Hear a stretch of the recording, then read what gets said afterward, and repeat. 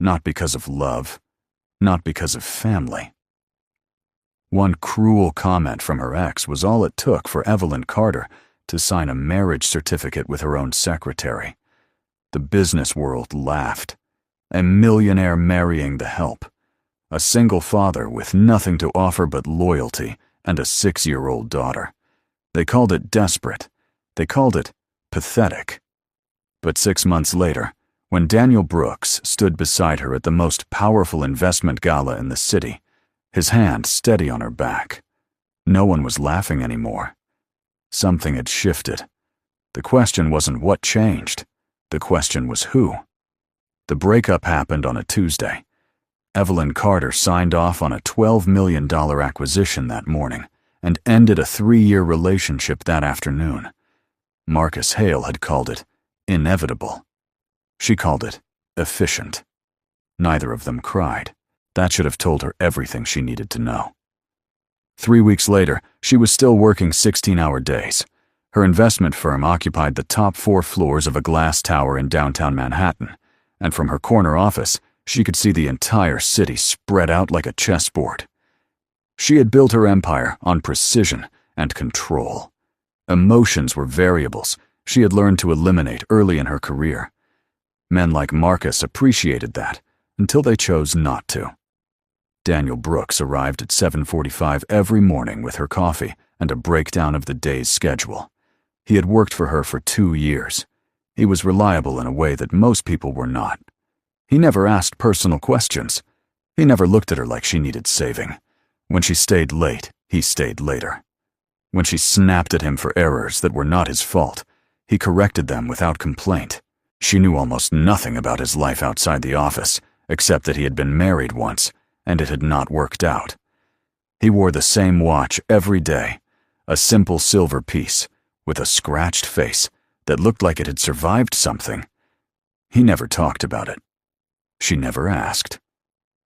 What she did not know was that Daniel picked up his daughter from school every day at 3:15.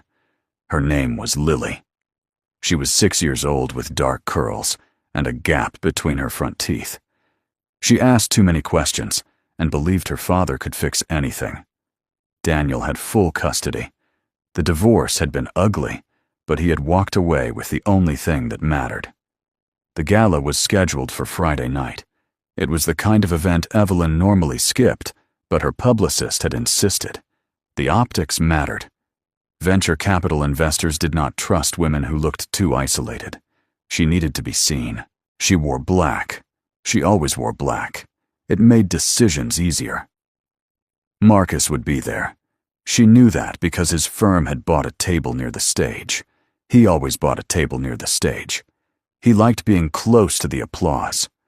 Daniel had offered to attend as her assistant. She had declined. There were limits to how much she wanted to blur the lines between professional and personal, even if those lines had already started to feel arbitrary. She told him to go home early. He nodded and left without argument, the way he always did. The ballroom was too bright and too loud. Champagne flowed in rivers of gold liquid that no one really wanted, but everyone drank anyway. Evelyn moved through the crowd with practiced ease, shaking hands and exchanging pleasantries that meant nothing. She was good at this. She had always been good at this. Marcus found her near the bar. He looked the same as he always did. Expensive suit, perfect hair, smile that did not reach his eyes. He had brought a date, a blonde woman in her 20s who laughed at everything he said. Evelyn recognized the performance. She had been that woman once. Marcus greeted her with a familiarity that felt like an insult. He introduced his date as if Evelyn cared. Then he leaned in close, his voice low enough that only she could hear. The words came out smooth and casual, like he was commenting on the weather. "You know what your problem is, Evelyn. You have money. You have power. But no man is ever going to stay with you for love. You are too cold for that." The blonde date laughed at something someone else said. The room kept moving. The champagne kept flowing. Evelyn stood very still. She had trained herself not to react to men like Marcus. But the words landed anyway. They always did. He walked away before she could respond. Not that she would have. She had learned a long time ago that defending yourself only confirmed what people already believed. She finished her drink. She smiled at 3 investors who wanted her money. She left before the speeches started. The car ride back to her apartment was silent. The driver asked no questions. She stared out the window at the city lights blurring past and thought about Marcus's words. The problem was not that they were cruel. The problem was that they felt true. She had spent her entire adult life building something that could not be taken away. Money, reputation, control. She had sacrificed relationships for board meetings. She had chosen career over connection every single time. And now she was 38 years old, alone in the back of a town car, wondering if she had traded the wrong things. When she got home, she poured herself a glass of wine she did not drink. She sat in her living room with the lights off and the city glowing outside her window. Somewhere out there, Marcus was probably laughing about what he had said. Somewhere out there, people were proving him right. She thought about Daniel. She thought about the way he never looked at her like she was broken. She thought about the fact that he had survived his own divorce and still showed up every day with her coffee exactly the way she liked it. She thought about stability, about control, about contracts that were clear and honest and did not pretend to be anything other than what they were. The idea arrived fully formed, the way her best investment strategies always did. It was impulsive. It was calculated. It was possibly the most reckless thing she had ever considered, but the more she thought about it, the more sense it made. By Monday morning, she had a plan. Daniel arrived at 7:45 with her coffee and the daily briefing. He set both on her desk and waited for instructions. She looked at him differently than she had before. He was younger than her by 5 years. He had the kind of face that people trusted. Calm, steady, unremarkable in the way that made him easy to overlook. That was useful. She told him to close the door. He did. She told him to sit. He hesitated for a fraction of a second before lowering himself into the chair across from her desk. He looked like a man bracing for bad news. She almost felt sorry for what she was about to say. "I need to ask you something, and I need you to hear me out before you say no." Daniel folded his hands in his lap. He was good at listening. It was one of the reasons she had hired him. "I want you to marry me." The silence that followed was heavy. Daniel's expression remained steady. He sat there, waiting for the rest of it. She had not expected that level of composure. It would not be real.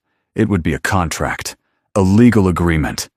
You would receive a significant financial compensation, full benefits, a trust fund for your daughter's education. She watched his eyes flicker at the mention of his daughter. That was the part she had counted on. She knew he was struggling. She had seen the way his shirts had started to fray at the cuffs.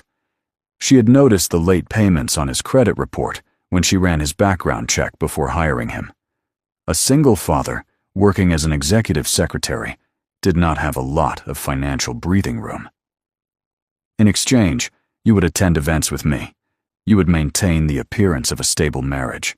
No personal obligations, no emotional entanglements, just a professional arrangement. Why? His voice was quiet. Evelyn could have lied. She could have told him it was about taxes or business strategy or media perception. But Daniel had never treated her like she needed to be anything other than honest, and she owed him the same courtesy. "Because someone told me I am incapable of being loved, and I want to prove them wrong, or at least make them think I did." Daniel looked at her for a long time. She could see him weighing the risks. She could see him calculating what this would mean for his life, for Lily's life. She had chosen him because he was practical, because he understood that sometimes survival meant making hard choices that made no sense to anyone else. How long? 6 months minimum. We can extend to a year if needed. After that, we dissolve the marriage quietly. You walk away with enough money to give your daughter a real future. I walk away with proof that I am not as unlovable as people think. It was a terrible reason to get married. She knew that. But it was also honest, and honesty was the only currency she had left. Daniel leaned back in his chair. He looked at the ceiling. He looked at his hands. He looked everywhere except at her. She waited. She was good at waiting. I will need to think about it. Evelyn nodded. She had expected that. She told him to take the day. She told him she would understand if he said no. She meant it. Daniel stood to leave. He made it to the door before he stopped. He turned back to look at her, and for the first time since she had known him, she could not read his expression. If I say yes, we do this right. No lies to Lily. She deserves to know the truth, and if this affects her negatively in any way, the deal is off. Evelyn felt something shift in her chest. It was not relief. It was not hope. It was something closer to respect. Agreed. Daniel left. The door closed behind him. Evelyn sat alone in her office with her untouched coffee and the possibility of a future she had not planned for. She was uncertain if he would say yes. She was uncertain if this was the smartest move she had ever made or the most self-destructive. But for the first time in 3 weeks, she felt like she was doing something instead of surviving something. Her phone buzzed. A text from her publicist. Marcus had been quoted in a business journal calling her brilliant but brittle. The article would run tomorrow. She deleted the message. She already knew what it would say. By the end of the day, Daniel had not given her an answer. She went home to her empty apartment and wondered what it would feel like to share a space with another person again. She wondered what Lily looked like.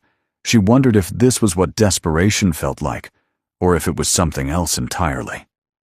The answer came the next morning. Daniel arrived at 7:45 with her coffee and a single sentence. I will do it. Evelyn looked at him across her desk. He looked tired. He looked uncertain. He looked like a man who had just agreed to something he did not fully understand. She felt the same way.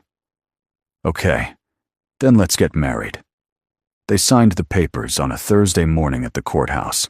No family. No friends. Just 2 witnesses pulled from the hallway and a judge who looked bored. Evelyn wore a gray suit. Daniel wore the same one he wore to work every day. The ceremony lasted 7 minutes. When the judge told Daniel he could kiss the bride, he shook her hand instead. It felt appropriate. The first person Evelyn met as Daniel's wife was Lily. Daniel had insisted on introducing them before the marriage became public. They met at a coffee shop 3 blocks from Daniel's apartment. Lily had her father's eyes and a backpack covered in stickers of cartoon animals. She looked at Evelyn with the kind of direct curiosity that only children could manage. Daniel had explained the arrangement to his daughter the night before. He told her the truth the way he had promised he would. That Evelyn needed help, that they were going to pretend to be married for a while, that it was a job like any other job, but it meant they would be spending more time together. Lily had asked if Evelyn was nice. Daniel had said yes. Evelyn was not sure if that was true, but she appreciated the lie. Do you like pancakes? Her voice was small but confident. She was testing Evelyn. Children always tested adults in their own way. I do. It wasn't a lie. She had not eaten pancakes in years, but she remembered liking them. Daddy makes the best pancakes, but he always burns the edges. Daniel looked embarrassed. Evelyn almost smiled. It was strange seeing him in this context. At work, he was unshakable. Here, with his daughter, he was softer, more human. She filed that information away without knowing why it mattered. They stayed for coffee and pastries. Evelyn had a meeting at 11, but before they left, Lily looked at her seriously and said something that would stay with Evelyn longer than it should have. Are you going to be sad when this is over? Evelyn had no answer ready, so she told the truth. I don't know yet. The news broke 2 days later. Someone at the courthouse had talked, or maybe someone from Daniel's building had seen them leaving together. It did not matter how it started. By Monday morning, every business blog and society column had the same headline: Millionaire investor Evelyn Carter marries her secretary. The articles wrote themselves. The office was worse than she expected. Her assistant avoided eye contact. The junior partners whispered in the break room. Even the cleaning staff looked at her differently. She had weathered scandals before: hostile takeovers, failed mergers, public disputes with board members. But this felt different. This felt personal. Daniel arrived at 7:45 with her coffee. He set it down without comment. His expression was unreadable. She wondered if he regretted saying yes. She wondered if he had read the articles calling him a social climber, a gold digger, a man with nothing to offer except proximity to wealth. "I'm sorry." She apologized rarely. The words felt strange in her mouth. Daniel looked at her. He appeared tired rather than angry. "You told me this would happen. I knew what I was signing up for." But knowing and experiencing were different things. Evelyn understood that now. Marcus called her that afternoon. She let it go to voicemail. He called again an hour later. She blocked the number. By evening, he had reached out to a journalist instead. The quote appeared online the next morning. Marcus Hale, former partner of Evelyn Carter, says the marriage is the worst business deal she has ever made. He expressed concern for her judgment and questioned her ability to lead her firm effectively. Evelyn read the article twice. Then she deleted it. Then she poured herself a drink she left unfinished. The apartment felt too big. The silence felt too loud. She thought about calling Daniel. She had no idea what she would say if she did. The investment summit was scheduled for the following week. It was the largest event of the year.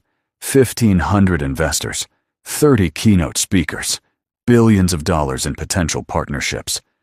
Evelyn was slated to moderate a panel on emerging markets. She had prepared for months. Now she was walking into a room full of people who thought she had lost her mind. Daniel offered to stay home. She told him to come. She was not hiding. She was not ashamed. If people wanted to judge her, they could do it to her face. They arrived together. Daniel wore a suit she had not seen before. It fit him better than his usual ones. She wondered if he had bought it for this. She chose not to ask. They walked through the lobby side by side, and she could feel every pair of eyes tracking their movement. Conversations stopped. Phones came out. By the time they reached the conference hall, she knew photos were already circulating online. The panel was supposed to start at 10. At 9:45, one of the sponsors pulled out. No explanation, just a curt email saying they were reallocating their budget. Evelyn knew what that meant. They wanted no association with her anymore. The organizers were scrambling. The moderator was panicking. The whole event was on the verge of falling apart. Daniel asked no permission. He stepped in. He called the sponsor directly. Evelyn had no idea how he got the number. She watched him move to a quiet corner of the hall, phone pressed to his ear, his voice low and controlled. She could not hear what he was saying, but she could see the way he held himself. Calm. Steady. Unwavering. 10 minutes later, he returned. The sponsor was back in. The panel would proceed as planned. "What did you say to them?" Daniel straightened his tie. He looked at her with something that might have been amusement. "I told them that walking away from Evelyn Carter was the kind of mistake their competitors would thank them for, and that if they wanted to make that mistake, I would personally ensure every investor in this room knew about it." Evelyn stared at him. She had hired Daniel because he was competent. She had married him because he was stable. She had not expected him to be dangerous. The panel went well. Better than well. Evelyn spoke about market trends and risk assessment and the future of venture capital. She fielded questions with precision. She made 3 new connections that would turn into deals worth millions. And the entire time, Daniel was there. Not behind her, not beside her, just present in a way that made it clear he was not decoration. He was part of this. After the panel, a journalist approached them. Young, aggressive, hungry for a story. She asked Evelyn how it felt to be married to an employee. She asked if this was a publicity stunt. She asked if Evelyn was worried about how this looked. Daniel answered before Evelyn could. My wife does not need to worry about how anything looks. She built a $150 million firm from nothing. She has outlasted every critic and outperformed every competitor. If you want a story, write about that. The journalist blinked. She had clearly expected him to be quiet, to defer, to prove every assumption people had made about him. Instead, he had shut her down without raising his voice. Evelyn felt something unfamiliar settle in her chest. It was not gratitude. It was something closer to partnership. They left the summit early. In the car, Evelyn looked at Daniel and realized she had never really seen him until today. She had worked with him for 2 years. She had married him, but she had never really seen him until today. Thank you. Daniel glanced at her. He looked uncomfortable with the gratitude. It is my job. No, it is not. He gave no response, but she could see the shift in his expression, the acknowledgement that something between them had changed. The news cycle moved fast. By the next day, the summit photos were everywhere. Daniel standing beside Evelyn. Daniel speaking to investors. Daniel looking like he belonged. The narrative started to shift. Maybe this was not a desperate woman clinging to an employee. Maybe this was something else. But Marcus was not done. The rumors started small. Whispers in boardrooms. Anonymous comments on business forums. Questions about Daniel's background. Suggestions that he was using Evelyn for access. Implications that the marriage was a calculated move on his part. That he had targeted her. That she was too blind to see it. Evelyn knew it was Marcus. She recognized his fingerprints on the strategy. He had always been good at planting doubt, at making people question their own judgment. She told herself it was irrelevant.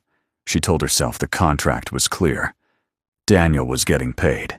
She was getting appearances. That was the deal. Nothing more. But the doubt crept in anyway. She started noticing things. The way Daniel networked at events. The way he collected business cards. The way investors who had ignored him before were suddenly taking his calls. She told herself it was good. It was part of the arrangement. But a small voice in the back of her mind whispered that Marcus might be right. The confrontation happened on a Wednesday night. Evelyn had stayed late at the office reviewing contracts. Daniel had stayed with her. He always stayed with her. She had never questioned it before. Now she did. Why are you still here? Her voice came out sharper than she intended. Daniel looked up from his laptop. He had been answering emails. His own emails, not hers. I'm working. On what? The question hung in the air. She knew what she was really asking. She knew it was unfair, but she could not stop herself. Daniel closed his laptop. He looked at her with something that might have been disappointment. You think I am using you? It was not a question. Evelyn gave no answer. She needed to give none. Daniel stood. He gathered his things slowly, methodically, like he was making a decision in real time. I said yes to this arrangement because I needed the money. I needed to give Lily a future that did not involve me working 3 jobs. That was true then. It is still true now. His voice was even. Too even. But somewhere along the way, this stopped being just a contract for me. And I think it stopped being just a contract for you, too. That is the problem. Evelyn felt her chest tighten. She wanted to argue. She wanted to tell him he was wrong, but she could not find the words. I'm stepping down. From the job. From the marriage. You will get your 6 months. I will fulfill the contract. But I will not be your secretary anymore. and I will not pretend this is something it is not." He left before she could respond. The office felt enormous without him in it. The silence felt like an accusation. Evelyn sat in her chair and stared at the city below. She had gotten exactly what she wanted. Proof that she could be married. Proof that Marcus was wrong. But Daniel had been right. This had stopped being just a contract, and she had ruined it by treating it like one. Her phone buzzed. A message from her publicist. Marcus had given another interview. This time he called the marriage a performance, a desperate attempt to seem normal. The article would run in the morning. Evelyn deleted the message. She turned off her phone. She sat in the dark and realized she had lost the only person who had ever made her feel like she was not carrying everything alone. Daniel came back to clear his desk on Friday. His replacement arrived on Monday. She was efficient, but she was not Daniel. She had no idea how Evelyn took her coffee. She could not anticipate problems before they happened. She could not make the office feel less empty. Evelyn closed a $20 million deal that week. She was featured in 2 financial magazines. Her firm's stock rose by 8%. By every measurable standard, she was more successful than she had ever been. But success had never felt this hollow before. She went through the motions, meetings, contracts, conference calls that blurred together. At night, she returned to her apartment and realized she had started listening for sounds that were not there. A child's laughter, the low murmur of Daniel's voice, the evidence of other people existing in her space. She had never wanted that before. Now the silence felt like punishment. Marcus's interview ran in the business section of a major newspaper. He looked smug in the photo. The headline called Evelyn's marriage a cautionary tale about mixing business with desperation. She read the entire article, every word, every implication. And somewhere around the 3rd paragraph, something inside her shifted. She was not angry at Marcus. She had never really been angry at Marcus. Anger required caring, and she had stopped caring about him the moment he walked away.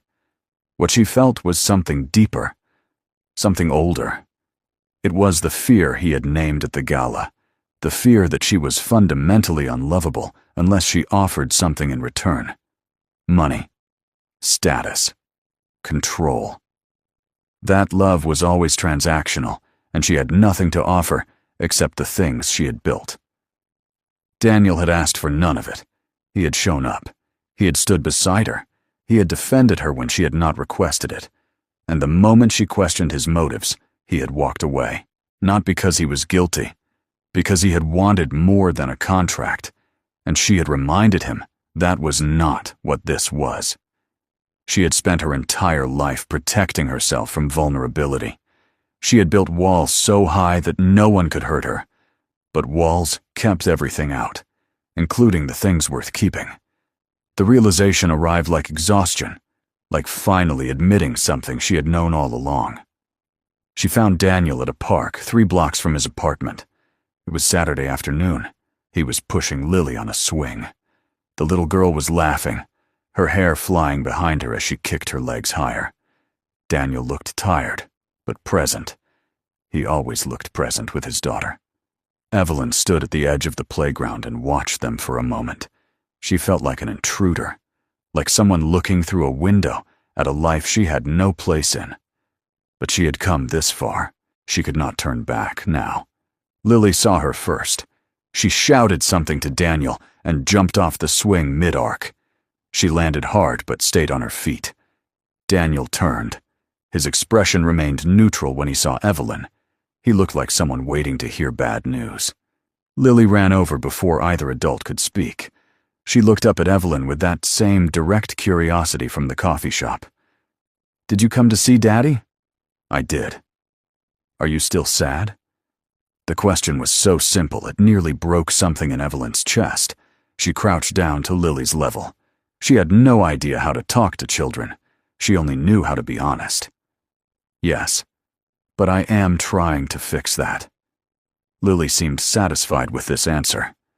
She ran back to the swings. Daniel approached slowly. He kept his hands in his pockets. He looked like a man bracing for impact. I came to apologize. You were right.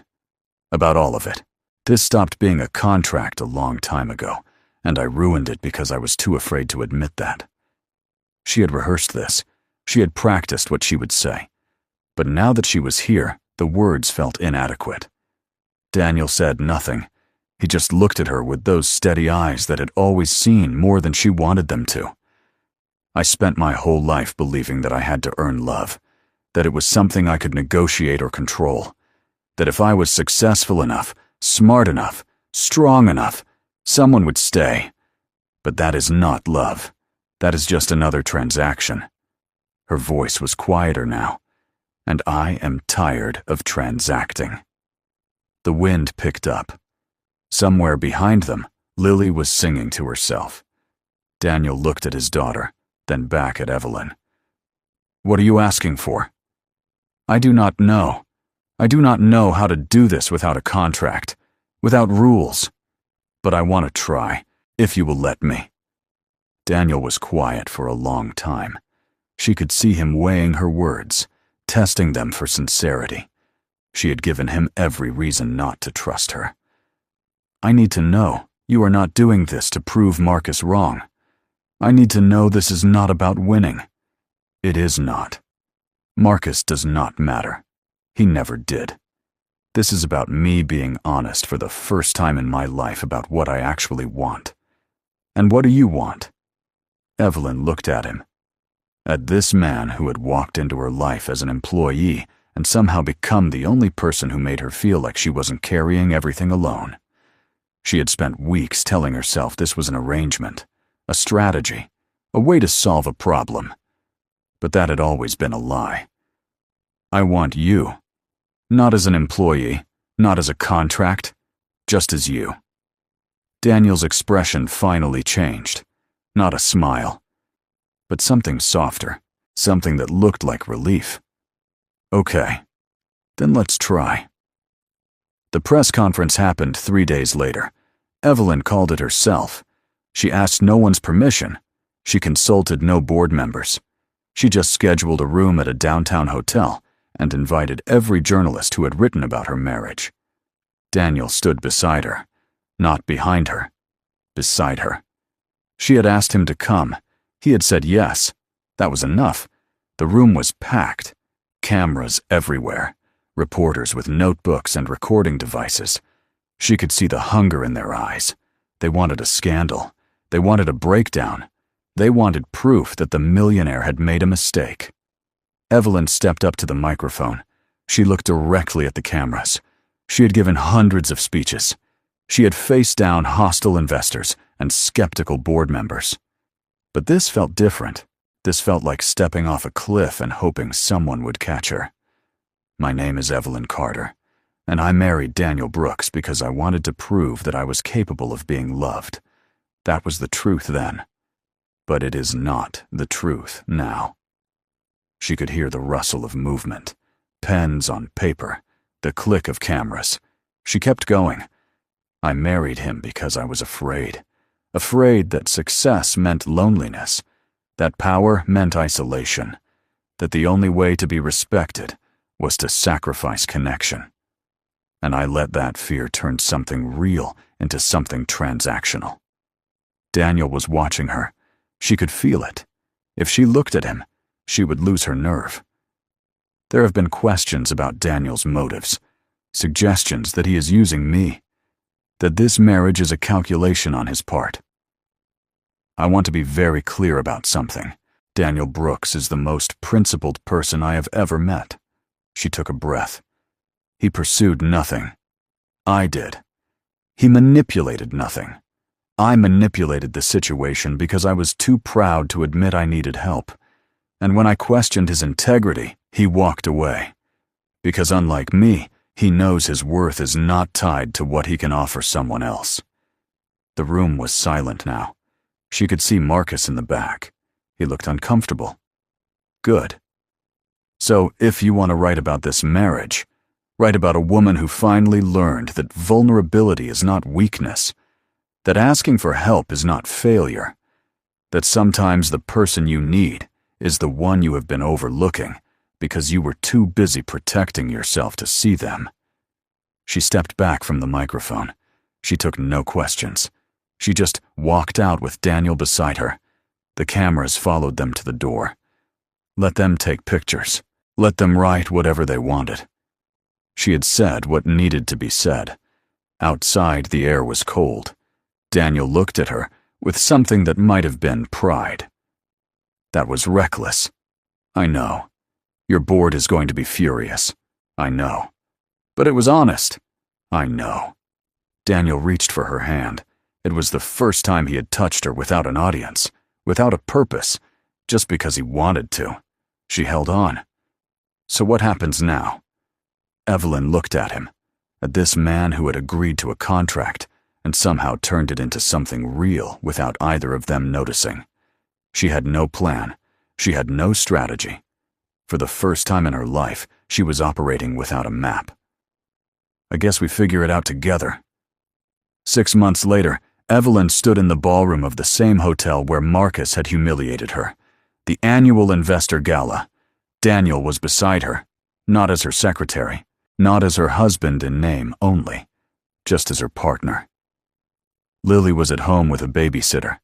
They had considered bringing her, but 6-year-olds and formal events mixed poorly. Evelyn had promised to bring her dessert. She had started making promises to Lily. Small ones. Easy ones. The kind that taught both of them that commitment was not complicated. The room was full of the same people who had whispered about her months ago. But the whispers had changed. Now they talked about how Daniel had negotiated a $15 million partnership with a firm in Singapore, how he had restructured Evelyn's portfolio to increase returns by 12%, how he had proven that he was not decoration. He was dangerous. Marcus was there. He avoided them. Evelyn no longer cared. She had stopped measuring her worth by his opinion a long time ago. An investor approached them, someone Evelyn had worked with for years. He shook Daniel's hand first, then hers. He told them they made a good team. He was right. On the way home, Daniel drove while Evelyn looked out the window at the city lights. She thought about the woman she had been a year ago, angry, defensive, alone. She thought about the contract she had offered, the marriage she had built on fear, the way she had almost destroyed the best thing in her life because she was unable to accept something without conditions. Money could buy attention. It could open doors. It could solve problems. But it could not create love. That required something messier, something harder. It required showing up. It required being wrong. It required admitting that you needed someone else and trusting they would not use it against you. What are you thinking about? Evelyn looked at him.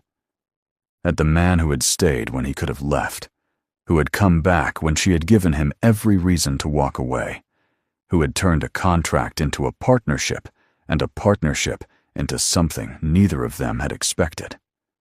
I'm thinking that I'm glad you said yes. Daniel smiled. It was a rare thing. She had learned to appreciate rare things. Me too. And for the first time in a very long time, Evelyn believed that she was enough, not because of what she had built, not because of what she could offer, just because she was. That was worth more than any deal she had ever closed. This story is deeply emotional and powerful, a slow burn reminder that love built on honesty can be stronger than any contract or ambition. If the journey moved you even a little, please like, comment your thought, and subscribe to the channel so we can keep bringing stories like this to life. Your support truly means everything.